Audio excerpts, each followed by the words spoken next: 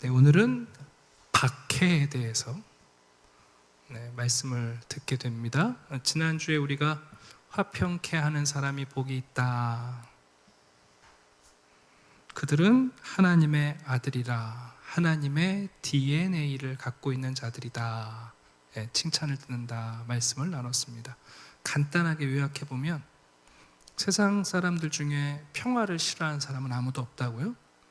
피스 러버들은 많아요.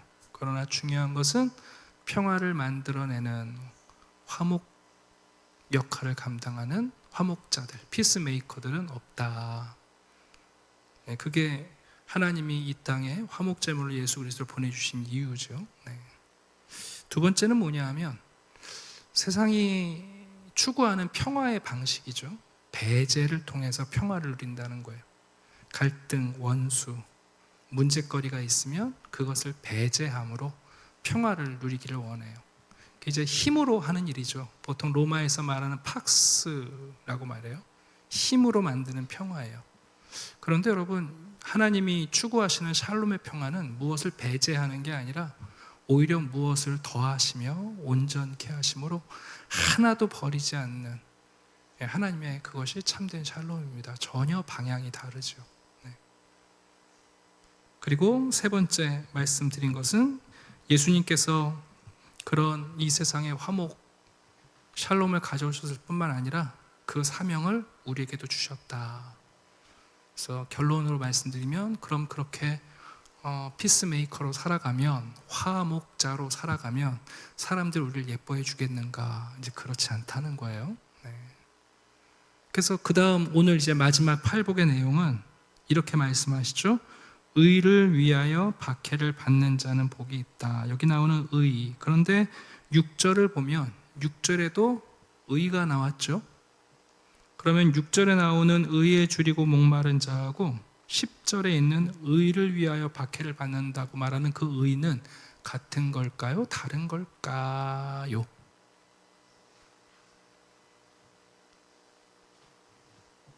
똑같은 의라는 단어지만 마지막에 나오는 이 의라는 단어는 예수님께서 부연 설명을 하셨어요. 의를 위하여 박해를 받는다는 것은 11절 보시겠어요? 뭐로? 나로 말미암아예요. 그런 여기 나오는 의라는 것은 예수님의 또 다른 지칭이죠. 그죠?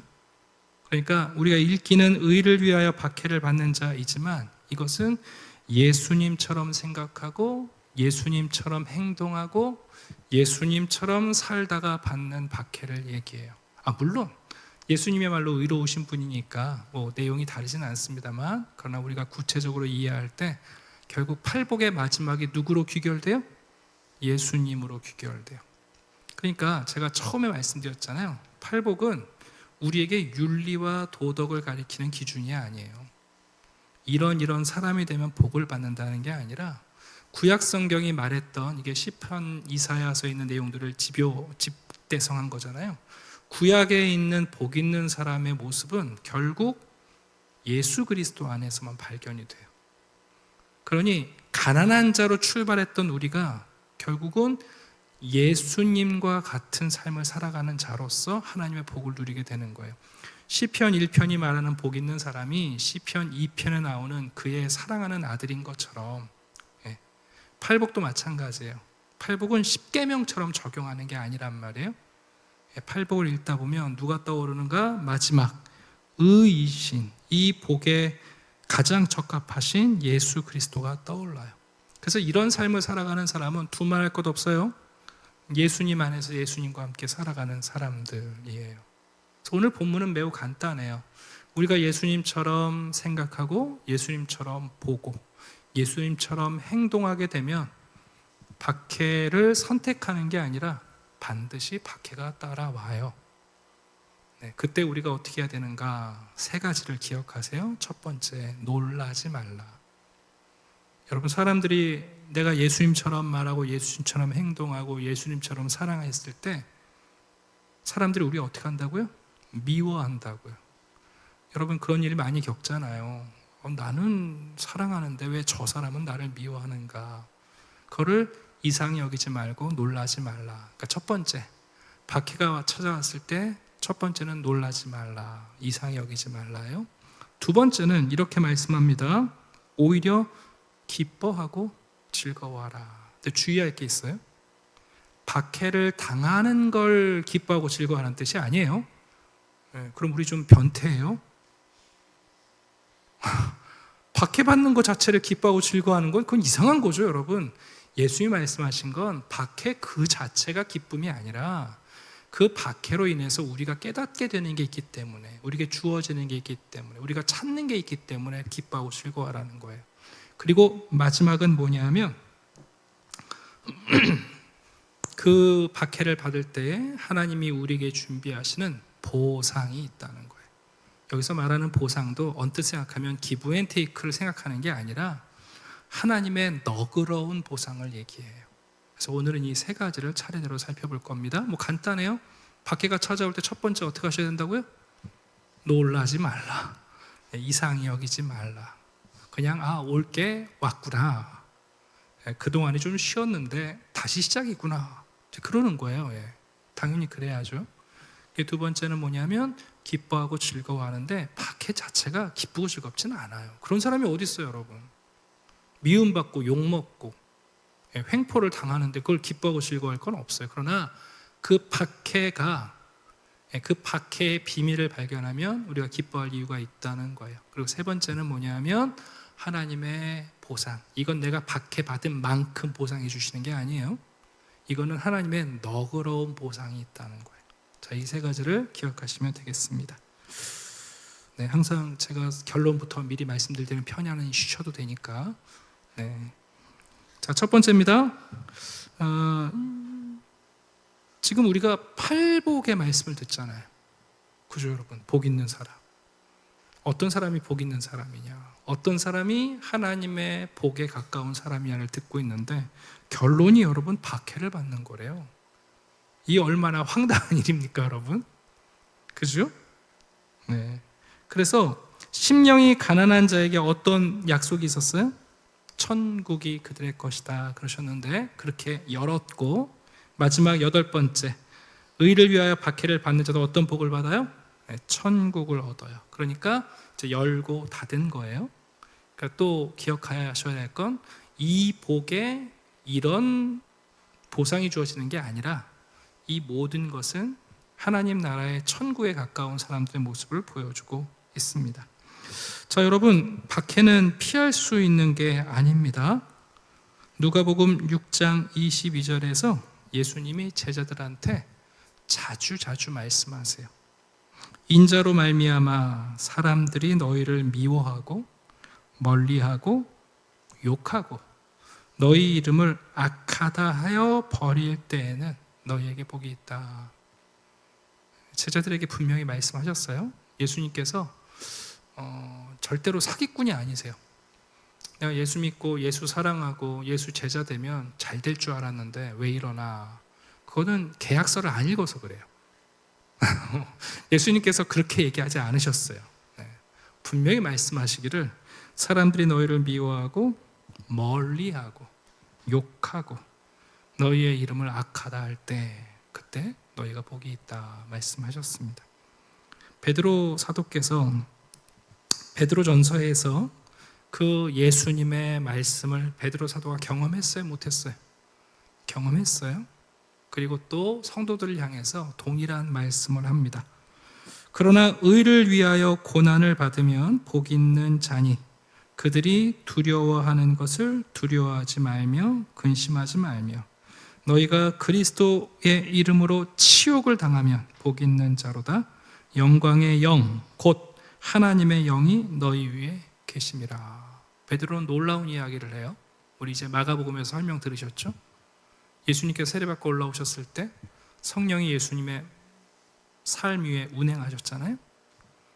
근데 여러분 뭐라고 말하냐면 그리스도 이름으로 치욕을 당하는 사람 복 있는 사람이다.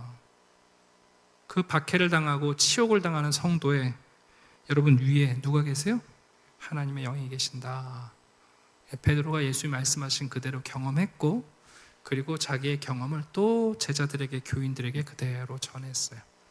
여러분 바울도 똑같이 말합니다. 무릇 그리스도 예수 안에서 경건하게 살고자 하는 자는 박해를 받으리라. 단정이에요. 박해가 있을 수도 있다. 이게 아니라 받으리라. 단정이에요. 이것은 선택사항이 아니에요. 옵션이 아니라 우리의 디폴트 값, 기본 값이에요. 성도의 삶은 여러분, 예수의 이름 때문에 우리에게 주어지는 박해는 기본 값이에요. 네. 여러분, 대한민국은 예수 믿는 것 때문에 박해가 있는 것 같아요? 없는 것 같으세요? 사실 박해를 얘기하면 2025년을 살아가는 우리 한국 성도들은 그렇게 크게 와닿진 않아요. 네, 왜냐하면 다들 알아서 적당히 신앙생활 하거든요. 네, 다들 적당히 신앙생활 해요. 왜냐하면 너무 진하게 신앙생활 하면 갈등 벌어지니까 알아서 적당히 해요. 저는 이제 성도님들 만나서 뭐 어쩔 수 없이 카페 같은 데서 같이 교제하고 이럴 때가 있는데, 대화를 나누시면 꼭 선배 신앙인이 이제 막 교회에 온 초신자들에게 대단한 영적 진리를 전하시더라고요. 신앙생활은 너무 그렇게 진하게 하면 안 돼. 적당히 해. 그럼 시험 들어.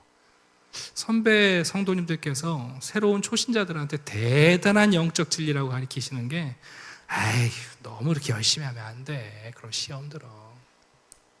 그죠, 목사님? 제가 뭐라고 그랬을 것 같으세요? 왜 사랑을 대충 하시죠? 제가 찬물 자주 끼얹거든요. 네. 왜 여러분 사랑을 대충 하라고 가르치죠? 아닙니까, 여러분? 네? 결혼할 아이들 딸하고 며느리 사위감 다 데려다가 니들 사랑 적당히 해라. 너무 열심히 사랑하면 니들 상처받는다. 그 얘기 하시죠. 왜요? 세상에 여러분 그런 말이 어디 있습니까? 근데 우리 시대에 선배 그리스도인들이 다 그렇게 가르쳐요. 용서하고 들으세요. 경험 많은 목사님들이 후배 목사들한테 가르치는 게 뭔 줄 아세요? 너무 열심히 하지 마. 교인들이 안 알아줘. 그러다가 몸 상해.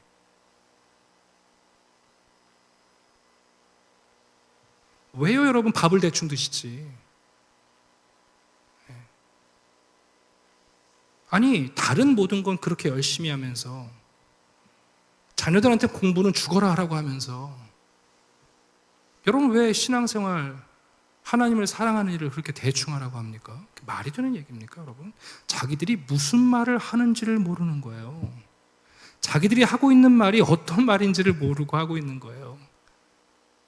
여러분, 우리 시대가 사실은 대한민국은 예외이니까 우리는 박해와 관계없는 시대를 살아가는 것 같습니다만, 놀랍게도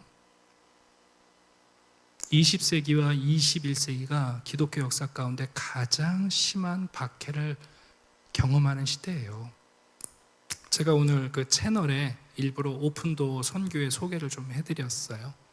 오픈도어 선교회는 전 세계에 박해받는 교회와 성도들과 또 목회자들을 돕는 선교단체입니다.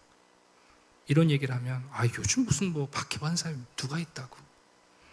기록을 좀 읽어드릴게요. 그 오픈도어 선교회는 매년 전 세계에 있는 교회들을 조사해서 박해 현황을 발표합니다. 현재 여러분 2억 6천만 명의 그리스도인들이 신앙 때문에 고통을 받고 있습니다. 2억 6천만 명이요. 그들이 받는 고통은 대부분 어떤 것이냐? 자유를 빼앗기고, 교육의 기대를 박탈당하고, 거주의 자유를 박탈당해요. 직업을 잃습니다. 병원을 갈 수 없고 추방되는 사람들이 2억 6천만 명입니다. 이들이 예수님 사랑하는 것 때문에 당하고 있습니다.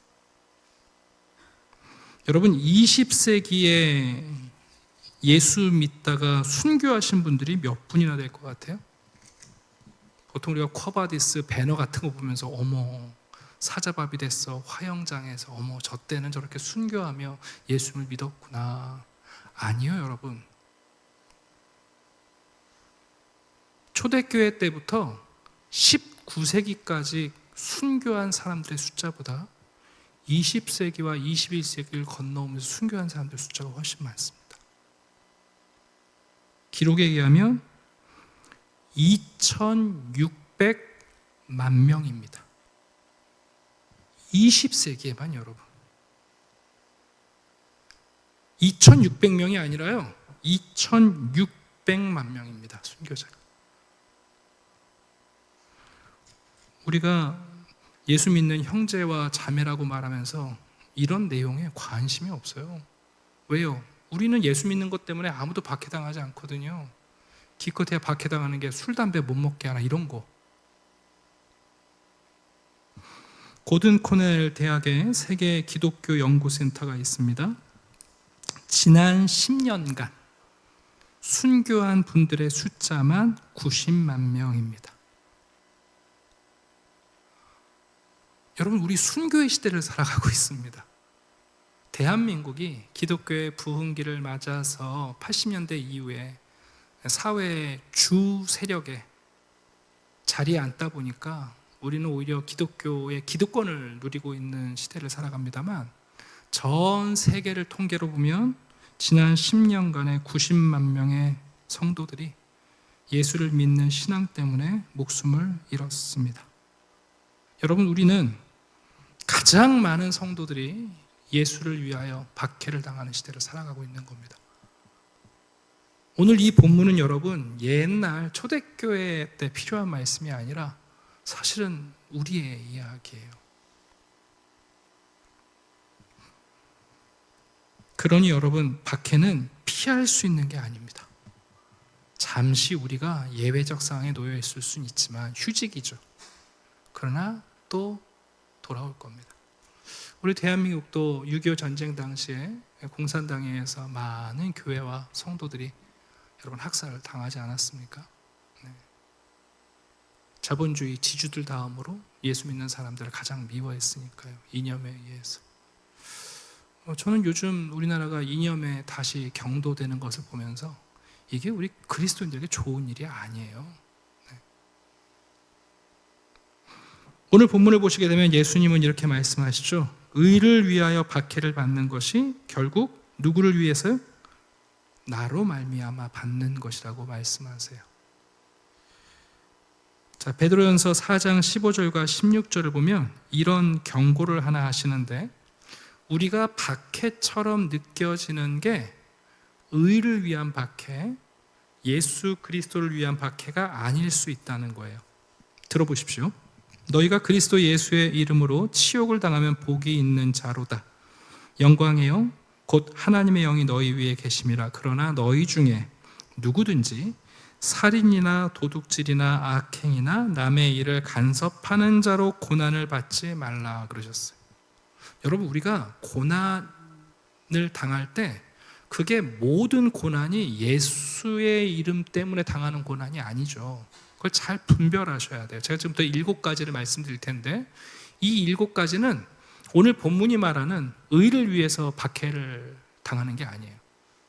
예수님의 이름 때문에 당하는 박해가 아니라 어줍지 않은 우리 때문에 우리 스스로 박해라고 느끼는 것들이에요. 첫 번째가 뭐냐면, 기독교가 누려왔던 특권을 상실하는 게 박해는 아닙니다. 여러분 잘 생각해 보세요. 기독교가 누렸던 특혜가 없어지는 게 박해인가요? 아닙니다, 여러분. 그건 박해가 아니에요. 예전에 제가 어렸을 때는 교회에서 물건을 사면 면세를 해줬어요. 아시나요? 모르셨나요? 우리나라 초대 대통령이 이승만 대통령이잖아요. 그분이 목회자인 건 아시죠? 네, 목사님이시잖아요. 그리고 당시 미군에 의해서 군대 안에 군종병들이 처음 다 생기면서 사실은 기독교가 약간 특혜를 받았던 때가 있어요. 그래서 여러분, 목사님들이 피아노를 사면 되게 쌌어요. 교회에서 차를 사면 쌌어요. 그래서 제 기억하기로 교회 집사님들이 피아노를 사는데 목사님한테 사달라고 그러더라고요. 제 기억이 나요. 근데 지금은 여러분 그런 거 없어졌죠? 그럼 그거 박해예요? 아니에요. 우리가 어떤 특정한 시대에 기독교가 누렸던 특혜를 상실하는 건 박해가 아니에요. 중세 때 여러분 교회들이 얼마나 특혜를 누렸습니까? 네, 어마어마한 특혜를 누렸죠.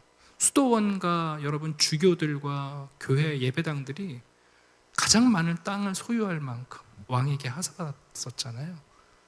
그런 걸 여러분 빼앗기는 건 박해가 아닙니다. 네, 오해하시면 안 돼요. 네. 두 번째는 뭐냐면 사회적으로 기독교를 권장하지 않는다고 해서 그걸 박해로 여기셔도 안 됩니다. 예전에는 왜 그런 때가 있었어요. 애들들 교회 보내면 착하게 큰다. 그래서 부모님들이 본인들은 교회 안 가면서도 애들들은 주일학교 보냈어요. 저도 그랬거든요.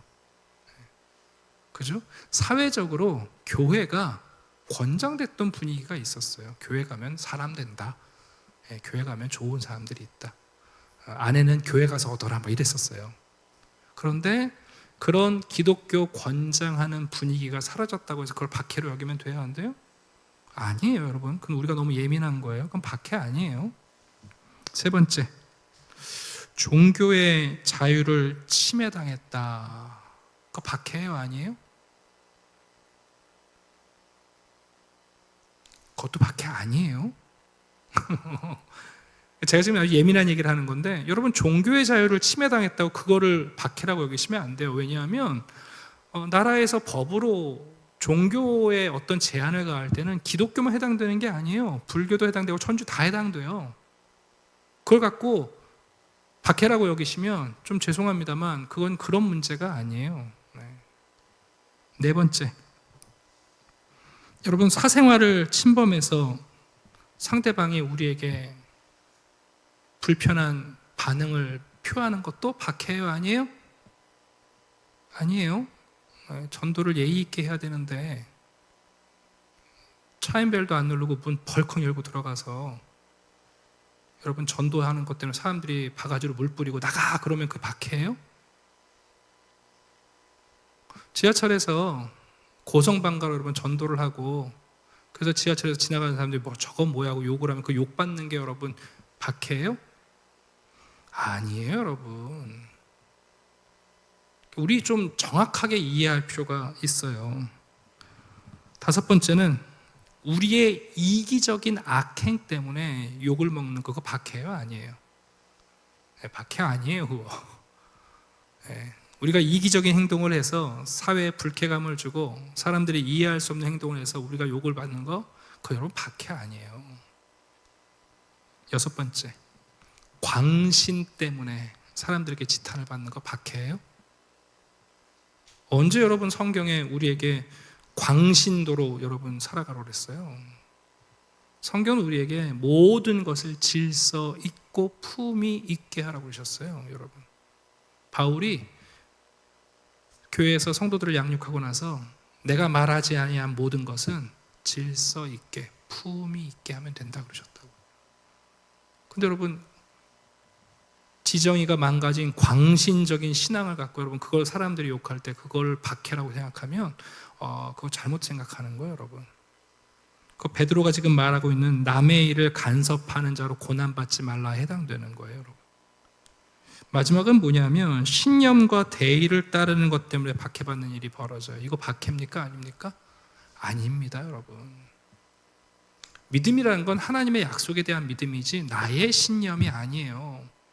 오늘날 교회들이 자기 신념 때문에 당하는 불이익이라든가 어떤 사람들의 지탄들도 마치 성경이 말하는 박해인 줄 알고 그걸 뭐 대단히 자랑하는데 그건 여러분 착각하는 거예요. 제가 이걸 말씀드린 이유는 여러분 오늘 본문에서 말씀하시고 있는 이 박해는 그런 내용이 아니에요.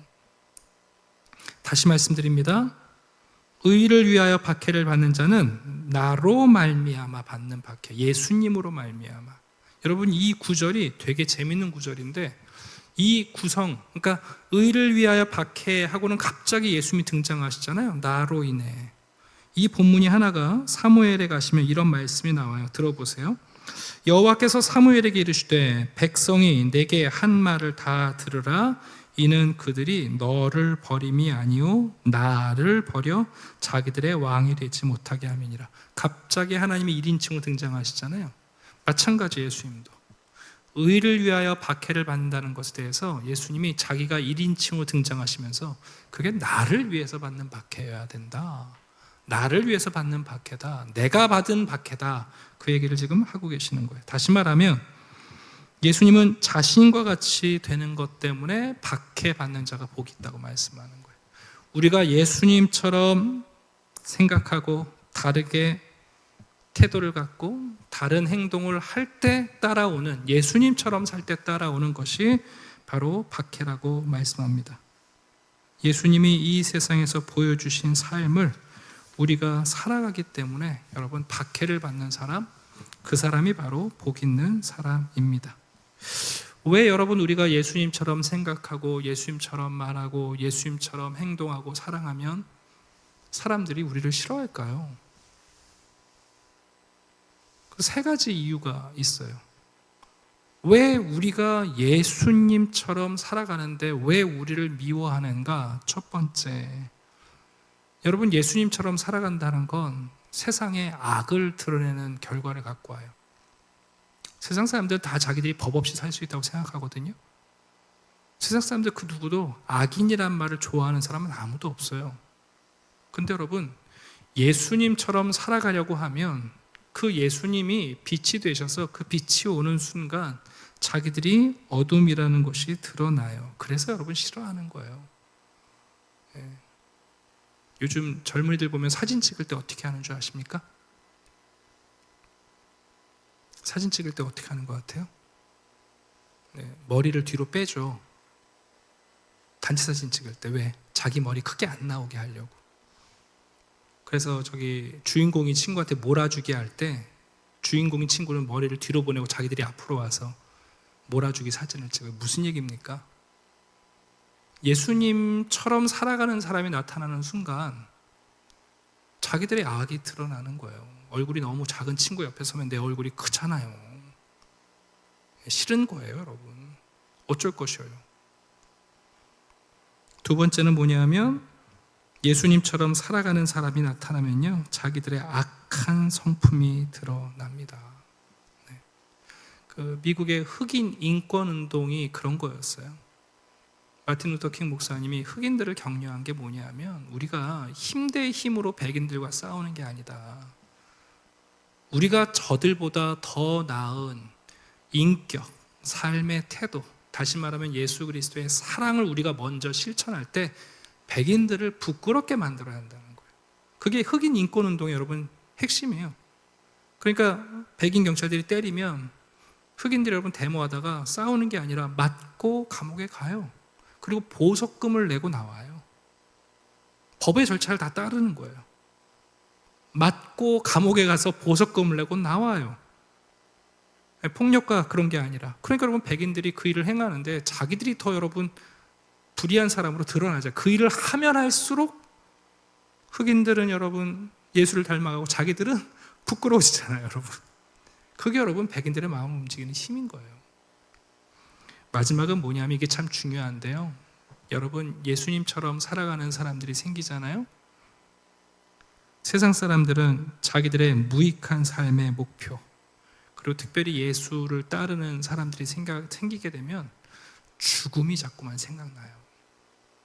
여러분 기독교는요 메멘트 몰이에요. 기독교는 사람들에게 죽음을 상기시켜요. 천국과 지옥이 있다는 걸 믿게 만들기 전에 믿게 만들어야 되는 게 뭐냐면 당신이 죽을 운명이라는 걸 얘기해 줘야 돼요. 사람들은 천국과 지옥을 안 믿는 게 아니라 자기들이 죽는다는 사실을 안 믿고 살아요, 여러분. 그래서 우리가 해야 할 일이 뭐냐면 죽음 위에 천국과 지옥에 있다는 얘기를 하기 전에 당신이 죽는다는 걸 설득을 해줘야 돼요. 유한한 존재라는 것. 근데 여러분 세상 사람들 그거 뭐 다 알아. 뭐 사람이 다 죽지. 그러나 자기가 죽는다는 거 뼈저리게 생각 안 하고 살아요.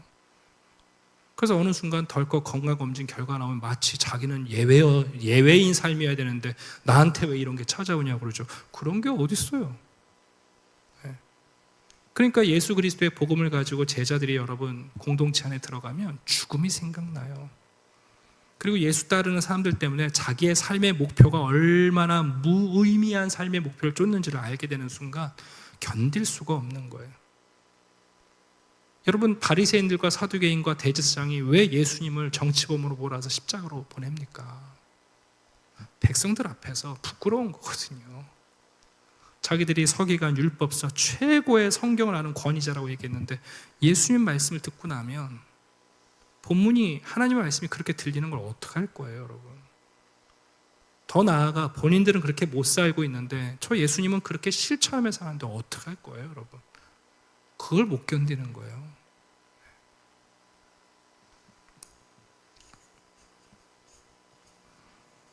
존 스토트 목사님은 박해를 이렇게 요약했습니다. 양립할 수 없는 두 가치 체계의 충돌이다. 우리가 예수 그리스도의 제자로 살아가는 순간 결국 우리가 따르는 예수라는 가치와 예수 없는 세상에 그 무가치가 상충하는데 어떻게 여러분 이게 충돌이 없을 수 있습니까? 잊지 마십시오. 의를 위하여 박해를 받는다는 건 예수님으로 말미암아 받는 박해. 우리가 예수님처럼 생각하고 예수님처럼 말하고 예수님처럼 행동하고 예수님처럼 선택하고 예수님처럼 십자가를 지고 좁은 길을 걷고 죽음의 길을 걷고, 그래서 여러분 우리에게 따라오는 게 성경이 말하는 박해지, 뭐 조금 불편한 거, 내 특권을 잃어버리는 거, 권장되지 않는 것, 여러분 이런 거를 박해라고 생각하시면 우리가 뭔가 오해하고 있다는 말입니다. 자, 두 번째입니다. 여러분, 이런 박해, 내가 예수를 위하여 살다가 욕을 먹고 박해를 받고 미움을 당하고 사람들이 멀어지는 걸 경험하게 되면 어떻게 하라고 하셨어요? 12절 봅시다. 어떻게 하라고요? 기뻐하고 즐거워하라. 베드로 사도가 또 성도들에게 말합니다. 오히려 너희가 그리스도의 고난에 참여하는 것으로 즐거워하라. 참 그 스승의 그 제자예요. 똑같이 말씀해요. 이는 그의 영광을 나타내실 때에 너희로 즐거워하고 기뻐하게 합니다. 베드로가 말하죠. 고난, 박해 당하는 그 자체를 우리가 좋아하는 우리 변태 아니다. 그게 아니라 왜 기뻐해야 되느냐? 그의 영광을 나타내실 때에 그때 너희도 기뻐하고 즐거워하게 된다 하고 얘기합니다. 박해를 받는 것 자체는 여러분 즐겁지 않습니다. 유쾌하지 않습니다. 우리가 고통 때문에 기뻐하고 즐거워하는 게 아니라 바로 그 약속 때문에 그렇습니다. 여러분, 우리가 예수님처럼 말하고 생각하고 선택하고 살아가다가 이런 박해를 경험하게 되면 우리에게 어떤 유익이 있는가? 자, 첫 번째입니다. 내가 정말 예수님 때문에 박해를 받는다는 건 무엇을 증명하는 거예요? 지금 내가 예수 그리스도와 연합되어 있다는 증거예요. 얼마나 감사해요. 네. 내가 누구 편에 있는지를 세상 사람들이 아는 거예요. 나도 몰랐는데 사람들이 알아버린 거예요. 네. 너도 예수쟁이지? 네. 알아버린 거예요. 내가 그리스도와 연합되어 있다는 것을 깨닫게 돼요. 그게 여러분 우리에게 큰 기쁨이 돼요. 구원의 확신을 얻고 싶으십니까? 네, 예수님 때문에 박해를 받으면 내가 예수님 편인 거죠. 사도들은 그 이름을 위하여 능욕받는 일에 합당한 자로 여기심을 기뻐하면서 공의 앞을 떠나니라. 네. 사도들이 공의 앞에 불려나가서 매를 맞고 욕을 먹고 침뱉음을 당할 때, 그때 사도들이 깨달은 게 뭐예요? 아하, 우리가 예수와 함께 있구나. 우리가 예수님의 길을 가고 있구나. 내가 예수님과 연합됐구나. 그게 여러분 너무 기뻐서 기뻐했다 그럽니다.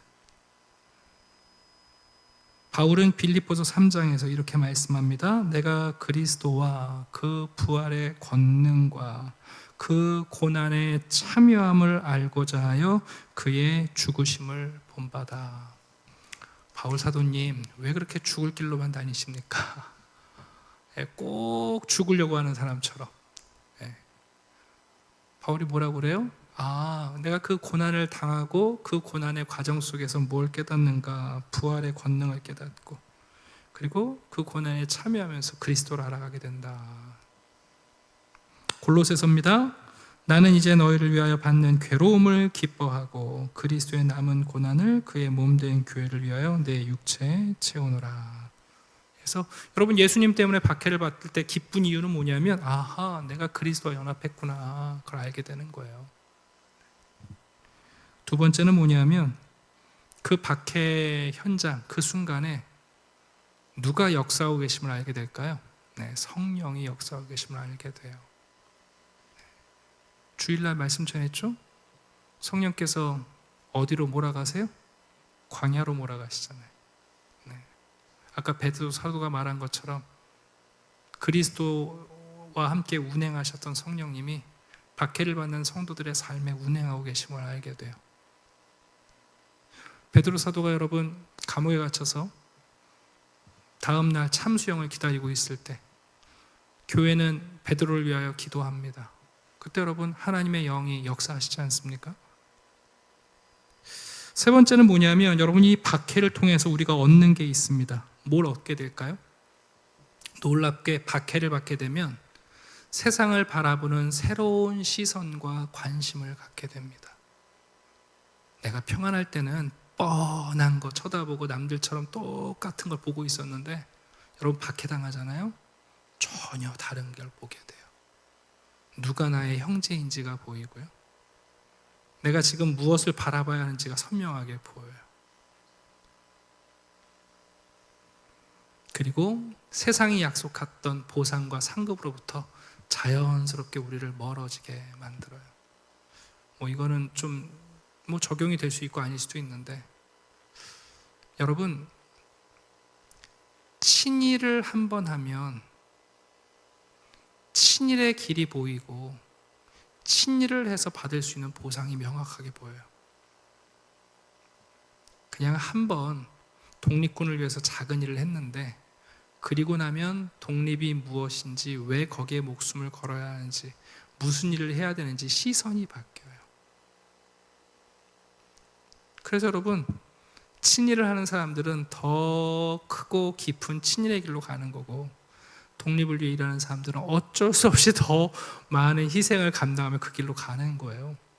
우리가 박해받을 때 우리가 부수적인 쓸모없는 세상으로부터 멀어질 수밖에 없고, 그리스도를 위해 박해를 받는 순간 그리스도와 더욱 가까워져 가는 경험을 하게 된다는 겁니다. 그리고 여러분 이 박해를 받게 되면 어떤 일이 벌어지냐면, 피상적인 믿음에서 실질적인 믿음의 내용이 골라지기 시작해요. 사실 박해가 없는 시대에는요, 교회가 이것저것을 다 믿음의 내용이라고 이야기하거든요. 근데 여러분 박해 상황이 펼쳐지면 어떨 것 같으세요? 목숨 걸고 해야 하는 게 뭔지 추려지기 시작하는 거예요. 여러분 교회에서 주일날 미역국 먹을까 된장찌개 먹을까가 싸움거리가 돼야 한대요? 박해가 없으면 싸움거리가 돼요. 근데 박해의 시대가 되면요, 무슨 말씀을 밥 한 공기 갖고 나눠 먹고 있죠. 피상적인 믿음이 박해 현장에서 여러분 실질적인 믿음의 내용으로 바뀌는 거예요. 그거 다 필요 없어도 예수 믿는데 꼭 필요한 게 뭔지를 알게 되는 거예요. 가끔 여러분 모퉁이돌 선교에서 북한 성도들의 그 은밀한 신앙생활을 우리가 가끔 얘기 듣잖아요. 우리는 저렇게 성경책에 꽂혀 있어도 저렇게 10년을 써도 깨끗하잖아요. 네? 집에 있는 성경책 먼지가 툴툴 날려도 여러분 누가 펼쳐봐요? 북한 성도들은요, 종이에다가 여러분 다 받아 적고 있잖아요. 성경책을 못 구하니까.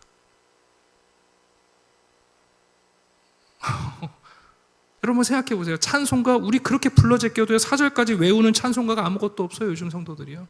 PPT 보느라고. 제가 일부러 PPT 잘 안 써요. 찬송가 1절부터 4절까지 부르라고 그러면 노래방 가서는 가요를 줄줄줄 부르는데 부르는 찬송가가 없어요. 여러분 요즘 젊은이들이요. 근데 여러분 저 북한의 성도들은요, 곡조도 여러 개 없으니까 한 곡에다 가사 계속 붙이는 거 아니에요? 99절까지 있어요. 가사가 찬송가가 여러분 99절까지 계속 붙여가지고 다 외우세요. 99절까지. 놀라운 사실은 한 번 부르면 한 번 더 부릅시다 그런대잖아요. 여러분, 박해 현장에 피상적인 믿음이 아니라 진짜 실질적인 믿음이 무엇인지 구별이 된다니까요. 마지막으로 여러분, 박해를 통과할 때 그 박해를 통과한 성도들의 삶이 다른 성도들의 삶의 모범이 되는 영광을 얻게 됩니다. 그러니까 박해가 없는 게 우리의 시험거리예요. 네. 마가복음 하면서 말씀드렸잖아요. 우리의 최대의 시험이 뭐라고요? 도둑질하는 거 아니에요, 여러분. 간음에 대한 유혹이 아니에요. 우리의 진짜 무시무시한 시험이 하나님을 사랑하지 못하게 만드는 거예요. 이거는 내가 하나님을 사랑할 거리가 아니다. 이거는 사랑할 수 없다. 네. 그러나 여러분, 그 박해와 환난을 통과한 성도들은 그럼에도 불구하고 박해 시간을 하나님을 사랑과 신뢰하는 시간으로 바꿔낸 모범적 신앙으로 만들어지는 영광을 누리게 됩니다. 그게 바로 우리가 기뻐하고 즐거워할 이유라고 성경이 가르쳐 주는 거예요. 박해 자체는 힘들어요, 여러분. 그게 어떻게 좋겠습니까? 저는 저희 어머니한테 박해를 받아봤다니까요. 저 집 나왔잖아요. 저 고3 때 집 나왔어요. 네. 어머니 안녕히 계십시오. 이제 아들은 없다 생각하시고 저 나왔어요. 네. 그때 여러분 우리가 결단하게 돼요. 뭐가 진짜인지. 하나님을 아버지라고 부르는데 육신의 아버지가 진짜 아버지예요? 하늘의 아버지가 진짜 아버지예요? 육신의 부모들도 화나면 연끈째요. 뭐 대단한 부모예요, 그게. 시편에서 말하지 않습니까? 부모는 나를 버렸지만 여호와는 나를 영접하시리이다. 박해를 만나보면 진짜 아버지가 누군지 알아요, 여러분. 자, 마지막입니다. 이렇게 말씀하시네요. 하늘에서 너희의 상이 큼이라. 근데 아쉽게 이 말씀을 오해를 많이 해요. 하늘에서 상이 크다는 얘기는 저 하늘나라 가서 상이 크다는 뜻이 아니에요. 마태복음은 하늘이라고 말할 때 언제나 하나님에 대한 관용적 표현이에요. 그럼 여러분 어떻게 읽으셔야 돼요? 기뻐하고 즐거워하라. 하나님께서 너에게 주실 상이 크다는 거예요. 그러니까 죄송한데 박해를 받고 우리가 오해하면 안 되는 게 그래 이 땅에선 박해받고 저 천국에 가서 상 받겠지가 아니라 이 본문은 그렇게 말씀하시는 게 아니에요. 이 본문은 이 땅에서도 하나님으로부터 우리에게 주어질 보상이 있다는 뜻이에요. 자, 그 말씀이 어떻게 적혀있나 한번 들어보세요. 내가 진실로 너희에게 이르노니 하나님의 나라를 위하여 집이나 아내나 형제나 부모나 자녀를 버린 자는, 잘 들으세요, 현세에 여러 배를 받고 내세에 영생을 받지 못할 자가 없느냐. 누가복음 18장 말씀이에요. 여러분, 예수님이 하늘에 가서 보상을 얘기하신 게 아니에요. 이 땅에서 여러분 우리가 예수님 때문에 박해를 받고 예수님 때문에 사람들에게 버림을 받을 때 현세와 그리고 천국 가서 받을 복이 다 있는 거예요. 이 본문을 오랫동안 우리는 하늘에서 너희의 상이 큼이라를 저 천국에서 받는 상을, 그게 아니에요, 여러분. 하나님께 받을 상이 커요. 그 상이 얼마나 크냐면 이 땅에서도 받을 상이 있는 거고 저기 가서도 받을 상이 있는 거예요. 하나님은 다 하나님과 동행하는 동안에 하나님이 우리에게 넉넉한 보상을 허락해 주십니다. 자, 말씀을 이제 마치려고 합니다. 우리가 팔복을 꽤 오랫동안 살펴봤습니다.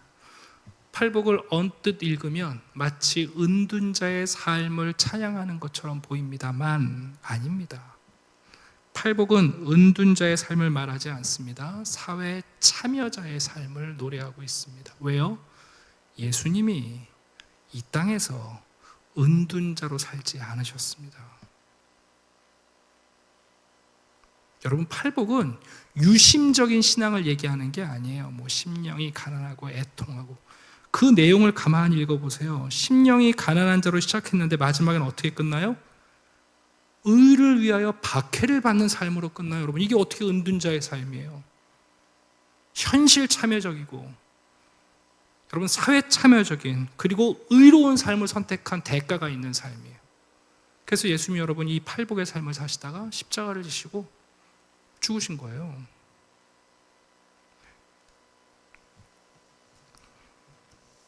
천국 백성으로 살아간다는 건 천국의 가치를 공유하는 겁니다.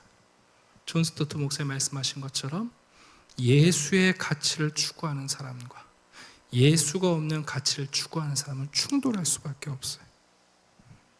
제임스 보이스 목사님이 쓰신 산상수훈 설교집 중에 좋은 문장이 있어서 제가 좀 읽어드리겠습니다. 우리는 위대한 자들뿐만 아니라 무명의 순교자들까지도 하나님께서 주의 깊게 보신다는 사실을 확신해야 하겠습니다. 하나님께서는 아주 큰 박해를 견디는 사람을 기뻐하시는 것과 똑같이 그리스도를 위해서 작은 희생과 작은 모욕을 견뎌내는 자들도 또한 기쁘게 여기십니다.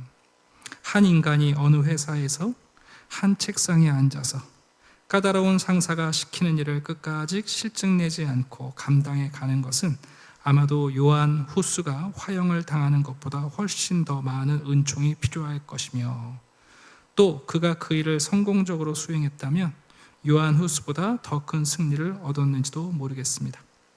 어떤 가정주부가 가정에 계속 머물러 있으면서 주님의 뜻대로 가족들을 양육하고 그녀의 잘 차려입은 이웃들로부터 매력이 없고 볼품이 없는 여자라고 조롱당하는 것을 참아내는 일은 잔다르크가 루앙에서 주는 일보다 더 큰 승리인지도 모릅니다. 우리가 이와 같이 일들을 할 때 주님께서는 우리를 위로하십니다. 그리고 우리가 그리스도께로 나아갈 때 승리를 얻을 수 있습니다.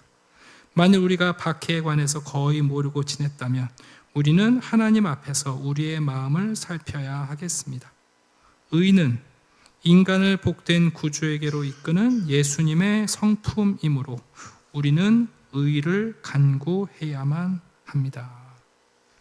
이사야 51장은 이렇게 말씀합니다. 의를 아는 자들아, 마음에 내 율법이 있는 백성들아, 너희는 내게 듣고 그들의 비방을 두려워하지 말라.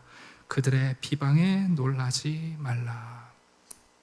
예수를 안다는 건 하나님이 우리에게 보여주고자 하셨던 하나님의 의를 안다는 거예요.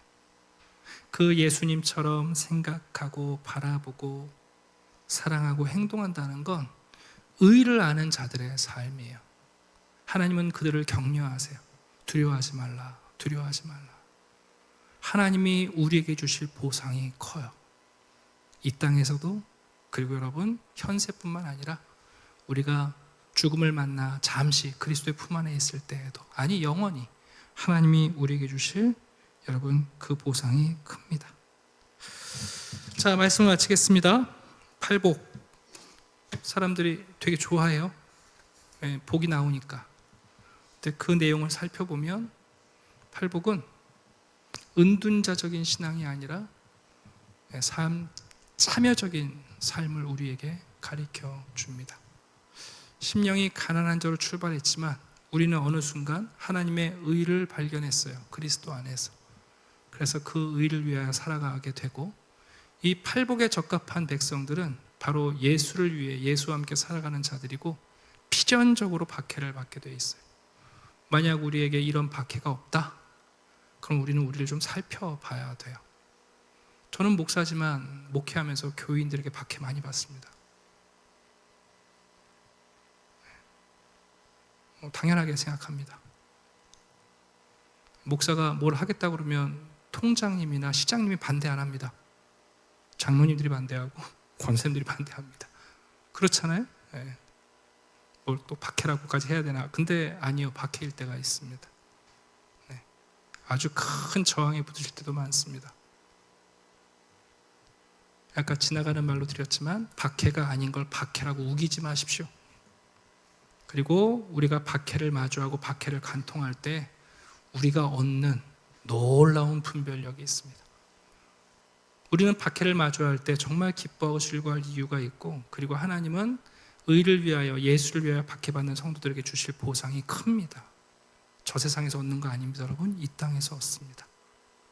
그걸 누리라고 말씀하십니다. 자, 기도드리겠습니다. 아버지 하나님 감사합니다.